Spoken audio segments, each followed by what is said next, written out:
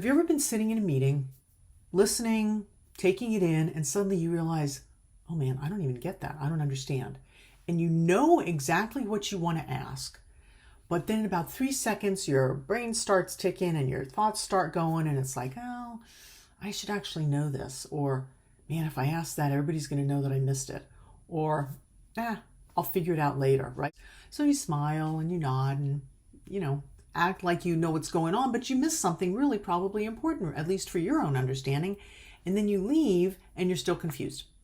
So if you've ever done that, you're in good company. And today I want to show you something that really changed how I view and experience confidence. Because the people that we admire most in organizations or in our lives, really, they're not the ones that pretend to know everything. They're the ones who are actually willing to learn and to do that in a public setting, right? That people can see. And once you understand that, then asking those thoughtful questions, the ones that maybe you would be surprised that other people also want the answers to, that stops feeling like so much of a risk. And interestingly enough, people often will come up to you and say, gosh, I'm so glad you asked that question. Seriously. Like they're the ones who are willing and able to stay curious and to say, you know what? I don't know the answer to that. Or ask questions that are thoughtful, like those ones in the meeting, right?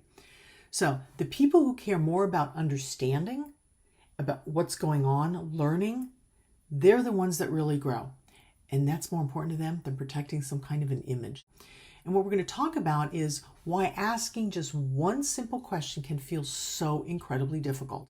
So just take a minute and think back, maybe to school, either college, high school, elementary, whatever it is. Most of us learned in those school settings that the kids that asked the questions, they got rewarded. Or the ones that asked questions that maybe most people knew, they were laughed at. And the student who answered quickly when the teacher asked a question, man, they looked so great and everybody, gave them accolades. And what about the ones that asked a lot of questions? Like always wanted to know more, always wanted to understand.